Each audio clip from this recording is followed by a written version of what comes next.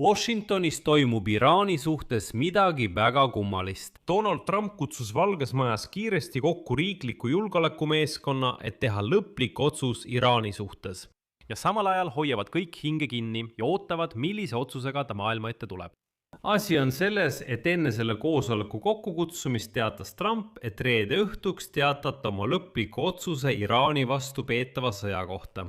Aga täna on juba laupäeva õhtu ja Trump on äkitselt vaikinud. Ühtegi avalikku avaldust pole tehtud.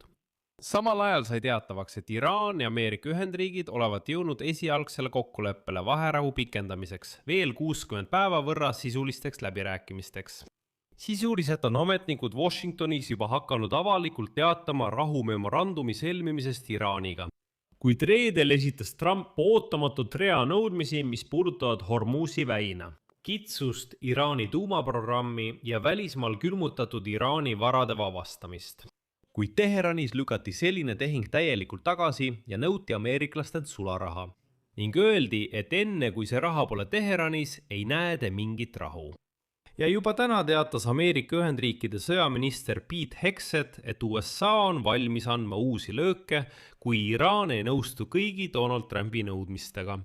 Donald Trump ise vaikib aga endiselt mingil põhjusel. Minu nimi on Aleksei Bitši ja arutame seda teemat koos. Aga enne kui alustame, palun tellige see kanal, pange videole like, jätke oma kommentaar video alla ja liituge minu Telegrami kanaliga Bitši News. Link sellele on selle video kirjelduses. Nii et praegu hoiavad kõik eksperdid hinge kinni, sest Donald Trump ei ootamatult vait ja kadus varju Iraani vastase sõja teemal. USA president Donald Trump teatas varem, et kogub reedel Valges Majas nõunikud kokku, et teha lõplik otsus rahuleppe kohta Iraaniga. Valges Majas teatati isegi, et Washingtoni ja Teherani esindajad leppisid juba neljapäeval lõplikult kokku vaherahu pikendamise ja laevaliikluse avamise tingimustes läbi Hormuzi väina. Lühidalt öeldes tähendab USA ja Iraani vaheline memorandum relvarahu ja Hormuzi väina avamist 60 päevaks, mille jooksul pooled peavad läbirääkimisi tuumaleppe üle. Iraan peab 30 päeva jooksul eemaldama miinid Hormuzi väinast, USA peab lõpetama mereblokaadi.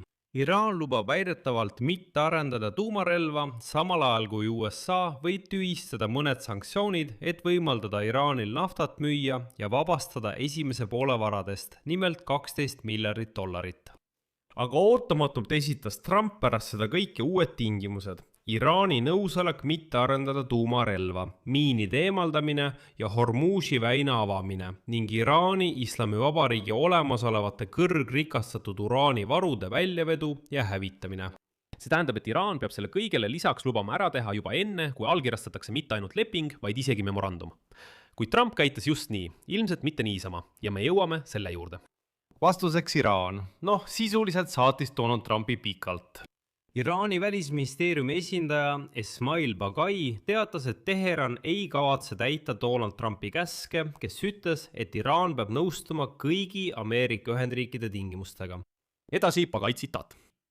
Me jätsime ultimaatumite keelega hüvasti 47 aastat tagasi. Ükski lääneriik ei saa rääkida Iraani Islamivabariigiga ultimaatumite keeles. Me teeme oma otsused lähtudes Iraani rahva huvidest ja õigustest. Bagai kommenteeris ka laevanduse tulevikku läbi Hormuzi väina, öeldes, et see strateegiline veetee kulgeb Iraani ja Omaani territoriaalvetes ning nõuab erikokkuleppeid. Edasi veel üks tema tsitaat. Iraan ja Omaan kui kaks vastutustundlikku riiki peavad looma mehhanismid, mis samal ajal kaitsevad nende rahvuslikke huve ja Iraani kui rannikuriiki ja kinnitavad rahvusvahelisele kogukonnale, et laevandus seal on ohutu. See on selline diplomaatiline keel. Kui tõlkida lihtsamalt, siis Iraani ja Omaani strateegia nõuab erilisi kokkuleppeid. Tsitaat. Kaitsta Hormuzi väina teatas Bagai. Bagai kommenteeris laevanduse tulevikku, öeldes, et see on strateegiline arter. Edasi šokeerisid nad Teheranis täielikult. Iraan teatas, et leppeprojekt ei kohusta neid praegu millekski. Nagu kirjutab väljaanne Fars, mis on väga lähedane islami revolutsioonilise kaardiväe korpusele, ei kohusta ükski projektipunkt Iraani näiteks avama Hormuzi väina ilma tasude ja tollimaksudeta. lisaks on märgitud, et memorandumis ei ole sõnagi sellest, et Iraan oleks kohustatud oma tuumamaterjalid hävitama. Ja mis kõige tähtsam, Teheranis teatati, et nad alustavad läbirääkimisi alles pärast seda, kui Ameerika Ühendriigid vabastavad $12 miljardit Iraani külmutatud varasid. Teheran ei liigu läbirääkimiste järgmiste etappide juurde enne, kui see raha on Iraanis. See on juba otsene ultimaatum ja iraanlased ütlevad, et $12 miljardit on hind selle eest, et me allkirjastaksime vähemalt memorandumi.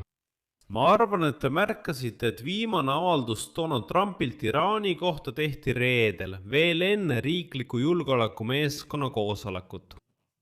Trump lubas reede õhtuks mingi otsuse teha. Täna on juba laupäeva õhtu, aga otsus pole ikka veel.